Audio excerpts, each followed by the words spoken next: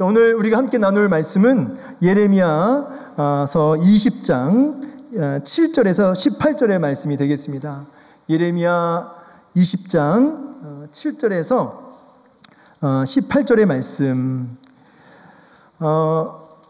우리가 이제 이 본문은 이제 순원들이랑 순모임 할 때는 한번 쭉 같이 이제 읽어보시면 좋겠고, 오늘은 이제 교환을 가지고 공부하면서 한 절씩 보도록 하겠습니다. 이 순원들하고는 공부하기 전에 먼저 한번 본문을 정독하시기를 권면드리고요. 저를 한번 다 보실까요? 네.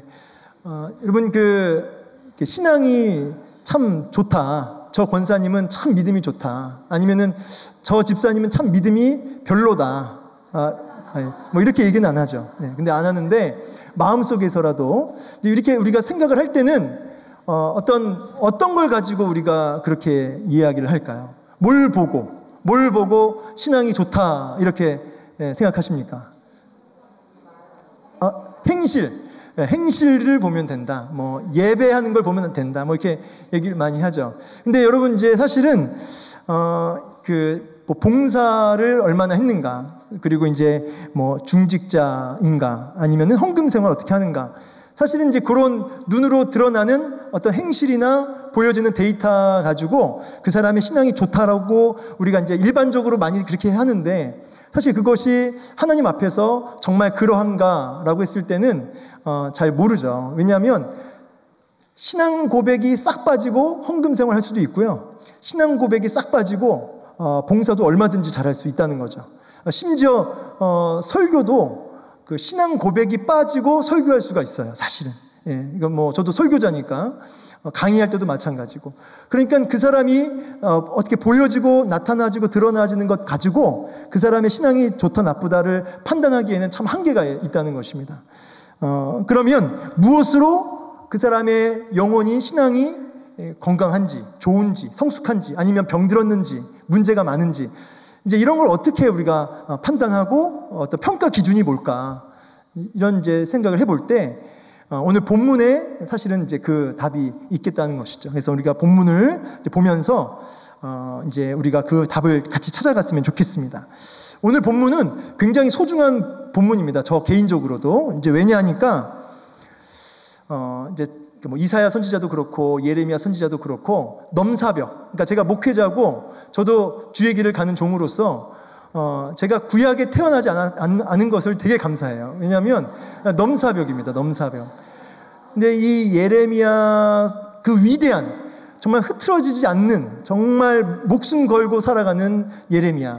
근데 그의 밑바닥을 보는 그 본문이 오늘 본문이죠. 그의 아주 바닥까지 치는.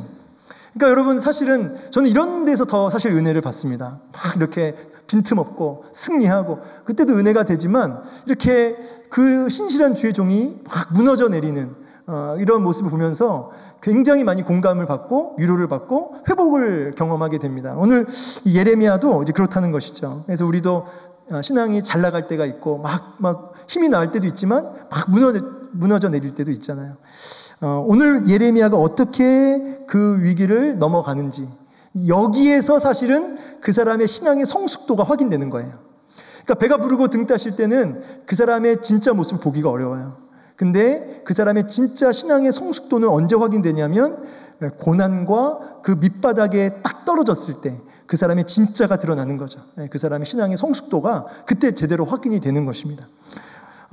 오늘 본문은 어떤 상황이냐면 예레미야가 하나님 말씀, 받은 말씀을 그대로 전했다는 거예요. 그대로 전했는데 그 전한 내용이 뭐냐면 심판이고 이스라엘의 멸망이고 바벨론으로 뭐 끌려가는, 포로로 끌려가는 이러한 내용을 정말 듣기 싫은, 사실 말하고 싶지도 않은 그런 저주의 메시지를 그대로 선포했다는 것입니다. 그것 때문에 온 백성들에게 미움을 받고 구타를 받고 그 다음에 이제 끌려가기도 하고, 심지어는 내 친구들마저 나를 등져서 죽이려고 드는, 그러니까 너무너무 고독하고 진짜 어떻게 보면 우울증이 올 것 같은 이런 상황인 것입니다.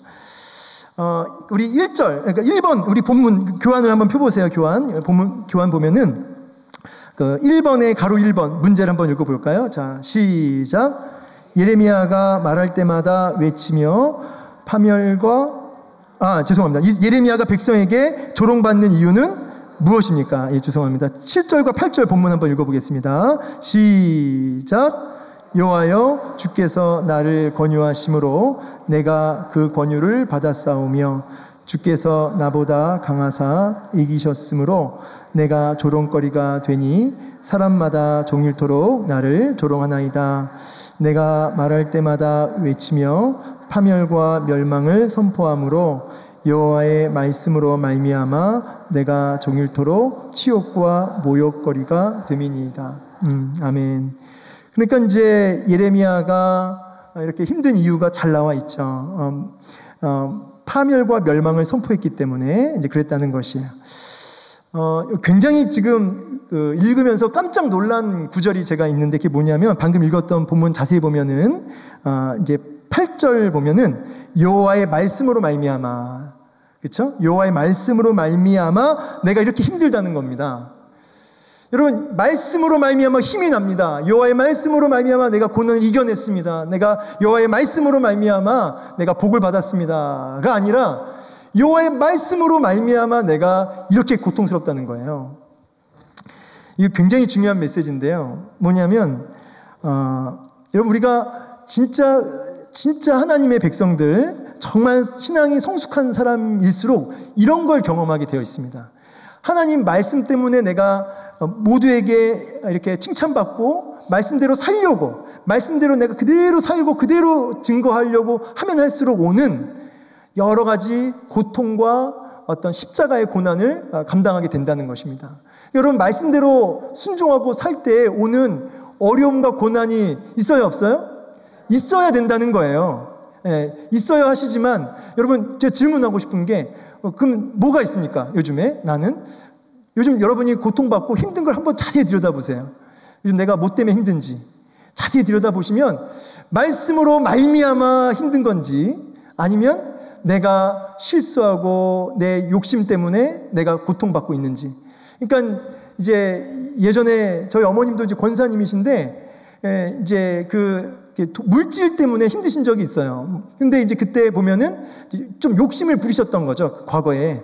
그래서 이제 너무너무 힘드신데 저한테 이제 너무너무 그 빚 때문에 힘들어 하실 때마다 뭐라고 하시냐면 이게 내 십자가다 그러시더라고요. 그래서 어머님, 근데 그거는 이제 십자가가 아니고 그거는 어머니가 이제 욕심을 내셔가지고 이제 그렇게 어머니가 이제 쳐다보도 안 보세요. 쳐다도 안 봐. 근데 이제 여러분, 사실은 우리가 받는 대부분의 고통은 사실은 말씀으로 말미암는 고난이기보다는 사실 우리의 욕심과 우리의 죄 때문에 받는 고난이 많다는 거예요. 그래서 오늘 진짜 성숙한 성도는 뭐냐면 내가 좀 말씀 때문에 힘들어 보는 거예요. 내가 말씀 때문에 내가 고난을 받아보는 거죠. 그러니까 이런 것을 경험하고 살아가는 사람이 사실은 어떻게 보면 건강한 성도고 살아있는 겁니다. 그래서 오늘 예레미야는 그게 있었다는 거예요. 그러면 이제 이렇게 생각할 수 있죠. 말씀 전하는 것 때문에 고난이 왔고 말씀대로 살려고 하니까 힘들다고 한다면 그럼 안 하면 되지. 말씀 전하는 거 멈추면 되지. 그럼 편해지지 않을까요? 근데 예레미야는 그럴 수 없었다는 거죠. 포기할 수 없었다는 거죠. 안 됐다는 거예요. 이걸 안 하기만 하면 되는데, 말씀대로 안 살면 되는데, 그럼 편해지는데 왜 예레미야는 그것을 멈출 수가 없었을까? 그게 이제 오늘 교환 보시면 1번의 가로 2번, 예레미야가 하나님의 말씀을 전할 수밖에 없는 이유는 무엇입니까? 우리 답을 한번 읽어볼까요? 시작. 말씀을 전하지 않으면 마음이 불붙는 것 같아서 골수에 사무치니 답답하여 견딜 수 있기 때문입니다. 우리 성경 본문 9절에다가 여러분 별표를 한번 치시고 한번 읽어보겠습니다. 9절 말씀 시작. 내가 다시는 여호와를 선포하지 아니하며 그의 이름으로 말하지 아니하리라 하면 나의 마음이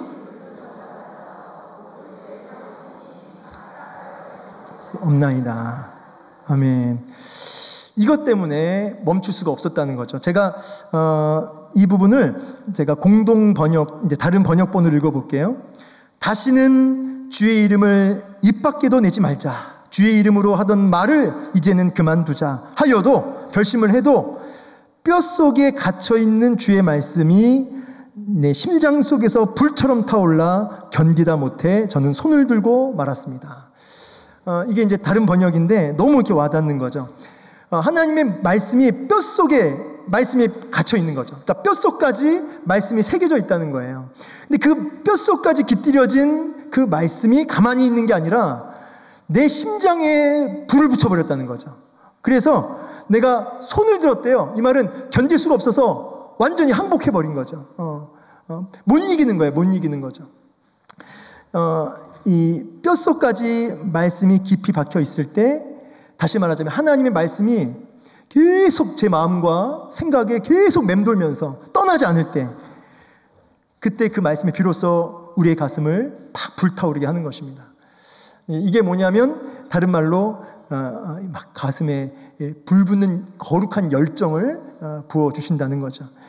비슷한 장면이 누가복음 24장 32절에 보면, 뭐 옆에다가 써놓으셔도 좋을 것 같아요. 누가복음 24장 32절, 엠마오로 가는 두 제자 이야기죠.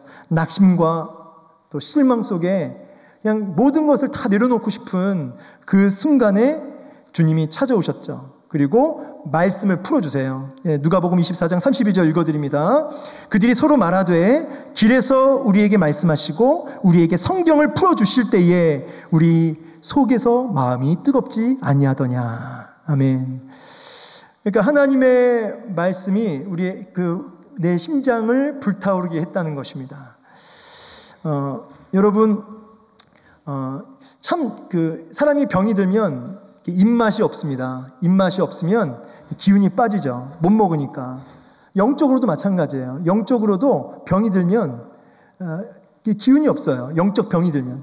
그러니까 무기력해져요. 그냥 이렇게 지루합니다. 여러분 재밌으세요? 네, 하셔요. 내가 조금 여기서 나왔는데 막 순정을 하면서 신앙생활 하면서 막 재미가 있고 막 힘이 나세요? 이렇다면은 지금 영적 입맛이 도는 거예요. 근데 지금 입맛이 안 돌고 왜 이렇게 재미가 없지? 옛날엔 재밌었는데 재밌어요. 아유 감사합니다. 지금 그러니까 영적 입맛이 도는 분이 좀 있어요.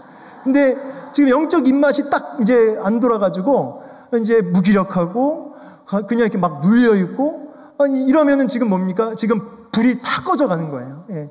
심령의 불이 다 꺼져가는 거죠. 그러면은 이제 그 다음부터는 뭐 하냐면 마른 수건 물 짜내는 일을 하는 거예요. 그냥 목샘들과 힘을 합하여 그냥 한 방울까지 막 끄집어내는 거죠. 예, 이번에 이제 순 전도하자. 이제 이번 주하고 다음 주 2주간 우리 어떻게든 모시자. 근데 마음에 불이 하나도 없어요. 열정도 없어. 근데 하자고 하니까 또 책임감은 또 굉장히 강해요. 이상하게. 또 우리 충영교회 분들은 책임감이 엄청 좋아요. 예, 그러니까 또 막 순종하려고 애를 쓴단 말이에요. 근데 이게 완전히 무슨 숙제하는 것도 아니고 굉장히 이게 숙제에 해치워버리는 이런 마음이 우리 안에 이제 있다는 것이죠.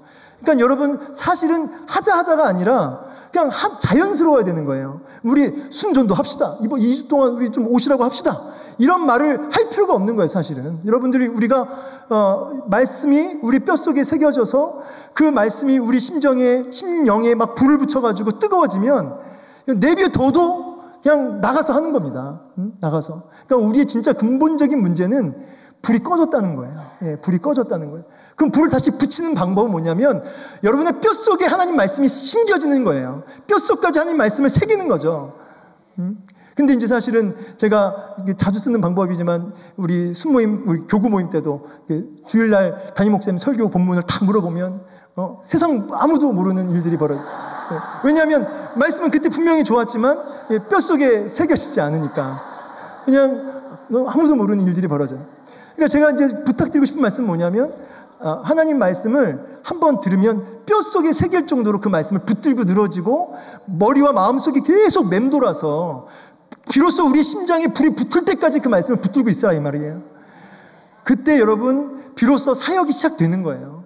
이런 거 없이 사역을 열심히 하면 여러분 기능적으로는 뭐가 돌아갈지 몰라도 사실은 너무너무 고통스럽고 어떻게 보면 이제 외식과 어떤 율법주의자가 될 수가 있는 거예요.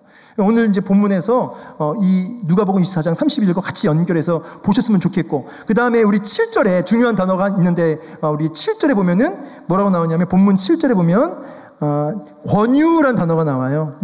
여호와여 주께서 나를 권유하심으로 내가 그 권유를 받았다는 거죠. 그러니까 처음에 예레미야가 말씀을 전할 때부터 사실은 권유를 받았어요. 이 말은 설득 받았다는 거죠. 하나님의 말씀을 제가 전해야지가 아니라 하나님 말씀이 자기를 권유하시고 설득하시고, 그리고 설득하는 정도가 아니라 뒤로 가면은 막 가슴에 불을 붙여버리시니까 이게 내가 말씀 전하는 일을 그만둬야지가 아니라 이게 안 되는 거예요. 이제 그냥 어쩔 수 없이 그 일을 할 수밖에 없는 겁니다. 아무리 강하게 결심을 하고 의지를 갖고 내가 안 할 거야 해도 할 수밖에 없는 것이죠. 그 고린도 후서 5장 14절 같이 한번 또 보셨으면 좋겠는데, 바울이 너무너무 그 고난 때문에 힘들 때도 바울이 뭐라고 하냐면 그리스도의 사랑이 우리를 강권하신도다, 이렇게 나와요. 그리스도의 사랑이 우리를 강권하시도다. 이거를 다른 번역본으로 읽어보면 그리스도의 사랑이 자기를 휘어잡습니다. 또 그리스도의 사랑이 우리를 다그치십니다, 이렇게 나와요. 그러니까 여러분, 결국은 하나님의 말씀과 그리스도의 사랑에 휘어잡히고 그 말씀에 붙들릴 때 비로소 우리가 고난도 뚫고 나가고 우리가 사역을 끝까지 감당할 수 있다는 것입니다.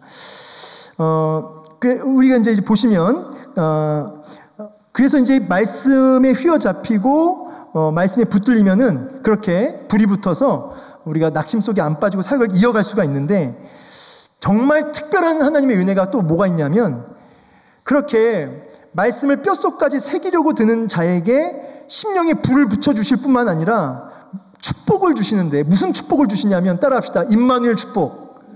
예, 임마누엘 축복을 주신다는 거예요.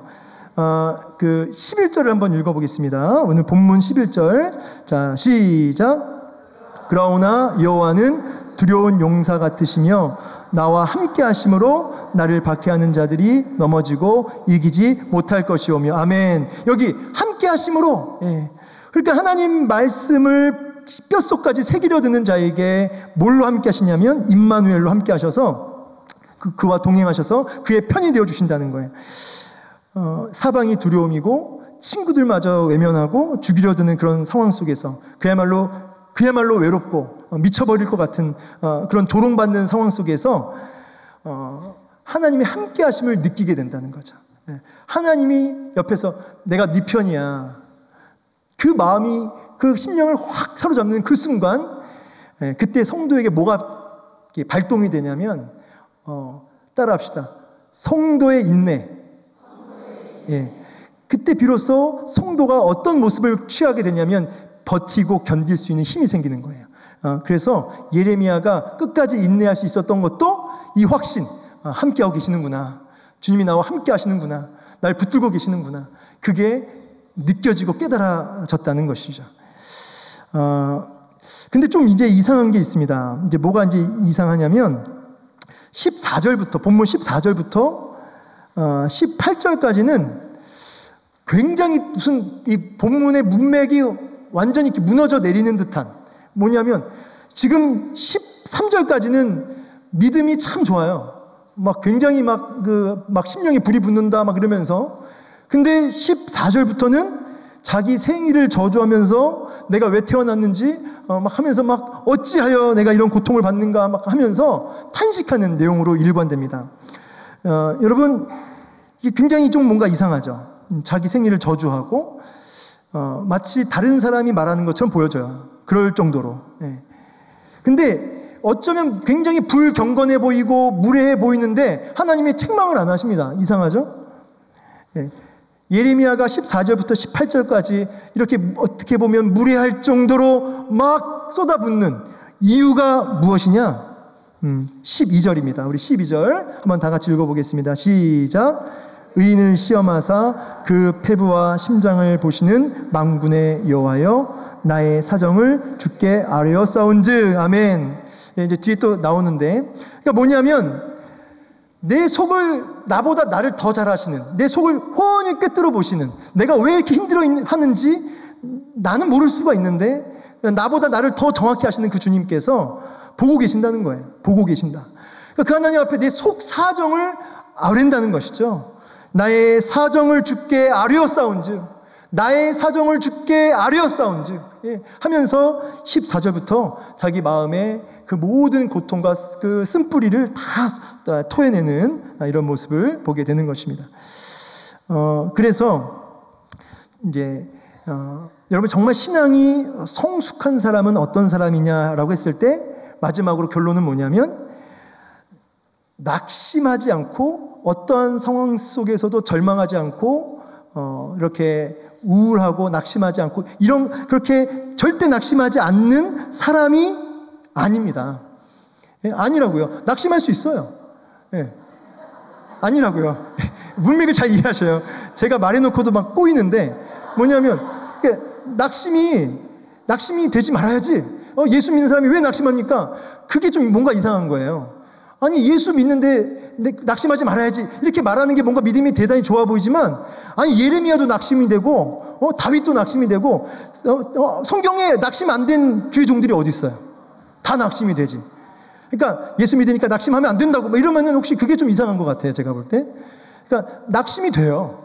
근데 낙심 속에 주저앉아 있는 것이 아니라 그 눈물을 누구에게 내 속 사정을 주께 아뢰었사온즉 하나님 앞에 그 낙심의 상황에 머물러 있는 것이 아니라 그걸 가지고 나와서 쏟아붓는 거예요. 마지막 이렇게 질문해 볼게요. 여러분 요즘에 여러분의 속 사정을 눈물로 하나님 앞에 아뢰신 그 때가 언제십니까? 오늘 새벽에 눈물 흘리면서 속 사정을 아뢰신 분 계세요? 혹시 이 자리에? 그러니까 뭐 눈물이 다냐 그건 아니지만 눈물이 다냐 그건 아니지만은 근데 여러분 제 요즘에 하나님이 주시는 저의 마음은 뭐냐면 유목사 너 너무 눈물이 말랐다. 제 마음에 하나님이 주시는 그러니까 뭐 보이스가 아니지만 그 마음에 찔림을 주시는 건 뭐냐면 눈물이 말랐다는 거예요. 눈물이. 근데 여러분 오늘도 내 속사정을 다 아시는 하나님 앞에 그렇게 눈물로 정말 쏟아 부어내는 아뢰는 이런 일이 언제냐고요. 문제 없는 분 없잖아요. 다 문제가 있잖아요. 근데 여러분 그걸 가지고 쏟아 부은 적이 언제냐 이 말이에요. 예배 중에 쏟아 부어낸 적이 언제냐 이 말이에요. 눈물 흘린 적이 언제냐 이 말이에요. 주님이 저에게 너무나 강하게 이렇게 책망하시면서 찔림을 주시면서 이 연구하면서 본문을 그 마음을 주시는 거예요. 여러분 바로 여기에 있어요. 신앙이 성숙한 사람의 중요한 특징. 문제를 끊임없이 구원의 하나님께 쏟아낸다는 거죠. 오늘 교환 내용을 이제 다 다루었고요. 여러분 그 나눔을 보시면 나눔 1번과 2번은 같이 묶어서 할 수 있습니다. 그래서 여러분 나눔과 1번 하면서 여러분 저를 보세요. 나눔 1번과 2번을 하면서 내가 말씀 때문에 힘들었던 적이 언제인지 내가 말씀대로 살려고 하다가 오는 고난이 뭐가 있는지를 한번 나눠보세요. 예, 과거에 있었던 일도 좋아요. 말씀 때문에 살아보려고 했을 때 오는 고난이 뭐가 있었다. 근데 생각보다 많이 없을 때 오는 서로 간의 민망함은 있을 수 있어요. 근데 한번 쥐어짜내보세요. 내가 말씀 때문에 힘들었던 적. 뭐 이런 것도 있죠. 내가 암흑의 권사가 날 진짜 힘들게 하는데 내가 사랑하라, 용서하라. 내가 정말 속이 부글부글 끓는데 그 말씀 앞에 내가 순종함으로 나아갈 때 오는 그 속에 그 뭡니까 답답함. 근데 이걸 하나님 앞에 막 아뢰면서 견디는 이런 것도 말씀 때문에 받는 어떤 고통과 괴로움이죠. 근데 이런 것들도 나눌 수 있고 좋습니다. 그래서 편하게 나누시고 또 하나는 내가 정말 무너져 내리는 상황 속에서 말씀으로 내 심령에 다시 불이 붙었고 그 말씀으로 내가 다시 일어났다라고 하는 성경 구절이 뭐가 있는지를 한번 나눠보세요. 그래서 나 이 말씀 때문에 내가 살았어. 내가 이 말씀 때문에 나 가슴에 다시 불이 붙었어. 그걸 한번 나눠보세요. 그래서 우리 순장님들은 지금 혹시 없으면 오늘 밤에 만드셔서 오늘 밤에라도 만드셔가지고 한번 불을 오늘 밤에 꼭 붙이시고 주중에 나누셨으면 좋겠습니다.